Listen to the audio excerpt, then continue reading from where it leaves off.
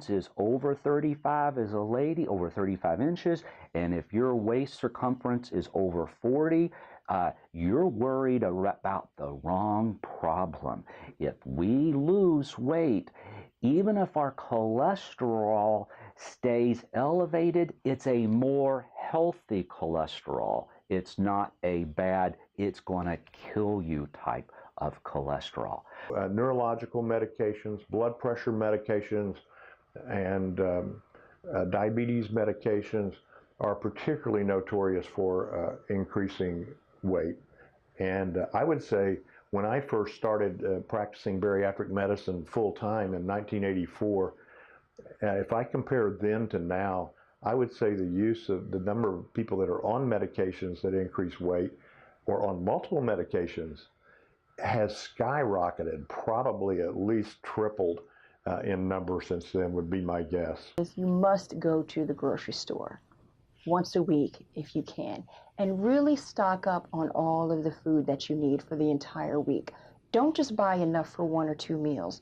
Get everything that you need for lunch and for dinner and for breakfast for an entire week at a time. Actually, there's only one food: sugar. Sugar is extremely addicting. It may be the only food that's addicting, other than alcohol and things like that, which are sort of a food. But when we first came to this part of the world as immigrants from Europe or Asia or Africa, our forefathers back in the 1600s were not fat. They sort of picked up the habit of being fat as we moved along toward the 20th century. Also in baby formula, did you realize it contains not the breast milk, but the canned formulas, genistein, which is a soy product. So we're giving both male and female kids more soy, more estrogens, which are fat producing. So, it's almost like the deck is stacked against us. We've created an environment that is obesogenic. If she's fat, she's safe. I can come home drunk, and what's she going to say? Well, just there's the front door. Who'll have her? So they keep them that way. And if they start losing weight, if one of the favorite sayings of these gentlemen is, well, you're just getting thin for some other man. And considering how she's being treated, I won't blame her. 60 years ago, overweight wasn't a problem. 10% of the population was overweight. In 2012, 60% of us are fat. For the first generation in history, parents are going to live longer lives than their children because our children are just too darn fat.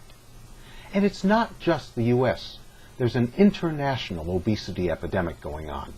Colleagues in France, Great Britain, and even China see an onslaught of fat people from eating too much carbohydrate. Abdominal fat affects lung function, it affects heart function, both the function, the size, the narrowing of the arteries. It affects intestinal function, arthritis. In fact, we know many of the cancers are directly related to the amount of abdominal fat that we carry. Tumor necrosis factor alpha, one of the bad guys that are secreted by fat cells. It's really interesting for those of us that follow the science on this disease the closest. It is perfectly obvious to us the effect that the excess abdominal fat has on our life. I think there's been a tremendous drop in what I would refer to as personal responsibility. We've become an instantaneous society, and everyone expects instant results from anything they do. I mean, this extends from being able to microwave food or the use of computers and cell phones to be in immediate contact and to change things immediately. And I think that this coupled with some sense of entitlement that we ought to get what we want just because we want it. You must take your lunch with you to work. And I suggest to people, pack it the night before. And everybody says, but I'll forget my lunch if I pack it before. My hint to them is to put your keys in the refrigerator with your lunch. That way, when you go and get your keys, you will also get your lunch. Just having your lunch with you makes such a difference. And then since so many people are going so long without eating, set an appointment on your calendar, because most people are keeping a calendar these days. So just have a recurring appointment every day at 12 or 12:30 to remind yourself to eat your lunch. World War II happened along. After World War II, we had some extra cash. Our economy came back from the Great Depression. And a fellow by the name of Cool learned himself, or taught himself, or learned by experience how to manufacture high fructose corn syrup from the corn plant. He didn't eat sugar cane. That was expensive. He started producing high fructose corn syrup and using it back in 1945, 50, and it became very popular. And the more he made, the cheaper it became. And then it was introduced into all of our soft drinks, all of our sweet foods, all of our fast foods. And by 1985, it was in every sweet, fast food and soft drink that we have. White sugar is our enemy, and it's a public health threat. And I still think that's true. It really, really is. Because you can't pick up any food without that's already prepared in a can. It's got high fructose corn syrup in it. Doctor says you got type 2 diabetes. You weigh 230 pounds. You're 5'5". You've got to get this weight off or you will die young. So she starts losing weight for herself, and her paranoid gentleman friend says she's doing it for some reason. It's something to do with me. And we can't even call them husbands anymore. The Internal Revenue has a slang, abbreviation for this type of gentleman: a person of opposite sex living in quarters, or puzzle cube. Diet doctors use a calculation called body mass index, or BMI, to determine if you are underweight, healthy weight, overweight, obese, morbidly obese, or super obese. Your body mass index is calculated by multiplying your weight in pounds by 703, dividing by your height in inches, and dividing by your height in inches again. Or just Google body mass index, or BMI, go to the National Institutes of Health website, and enter your height and weight into the BMI calculator. You can have sick fat cells and still be a perfectly normal weight. So that's why it's a condition we commonly refer to now, metabolically obese, normal weight. If you just hand me some lab tests, I may look at it and guess, wow, I bet this patient weighs 250 pounds. Well, I walk into the room and they weigh 160. But from a metabolic standpoint, that person is just as ill as a 250-pound person. That our culture uses food in so many ways as a symbol or substitute for so many things, to the extent that we eat because it's a wedding, we eat because it's a funeral, we eat because we're stressed, we eat because it's a holiday. There are so many things that we have paired food with that it's very difficult to get away from that and back to letting our bodies control what we do. Planning and preparation. You never want to set yourself up. Hardly anybody can make good choices if it's 2:30 in the afternoon, you haven't eaten, and you have to go out there and find something.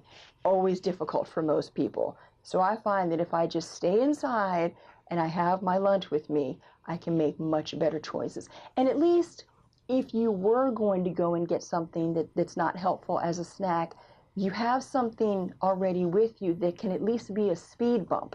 So you can't go full steam ahead to something that's not going to be helpful for you. Now, High fructose corn syrup has the same amount of sugar per se as cane sugar. It's just a heck of a lot cheaper. And that's why it's put in all the foods. And the more we manufacture it, the cheaper it becomes. That brings the price of cane sugar down.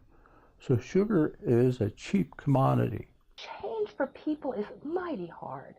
And so we've got to give them tools, suggestions, ideas, what they can do to make those successful changes, okay? And when there are these little diet saboteurs running around, we've got to insulate them from those people, because they'll say, the husband will say, oh, honey, I just brought you your favorite ice cream tonight. Why don't you have it? Have it with me. Come on. They say that 3 out of 4 overweight children become overweight adults. It's set up, whether it's chemistry or habits or heredity or combination, it's there.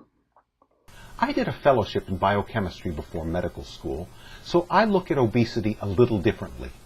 From a biochemist's point of view, the American obesity epidemic is not caused by eating too many calories, but by storing too much fat. When you eat too much carbohydrate at a meal, your body releases too much insulin, and too much insulin stores too much fat. It's simple diet economics. I've done a lot of research on metabolic syndrome, and it was initially described many years ago as a constellation of symptoms. But basically, if you have 3 of 5 factors, you have a condition called metabolic syndrome. Now, in my clinic, I like to use the term insulin resistance, because if you look very specifically at metabolic syndrome, I think of that as the medical term where we use the term insulin resistance. It's the changes in the body that happen when the cells of the body can't use normal insulin levels to get sugar into the blood, and it takes high insulin levels to get the sugar into the blood. So metabolic syndrome, insulin resistance, is basically the downstream symptoms and complications that go along with high insulin levels and with all the inflammatory compounds that are coming and circulating through the body from fat cells. I think the worst impact has been a combination of portions and carbohydrates. I think carbohydrates are probably the amount of carbohydrate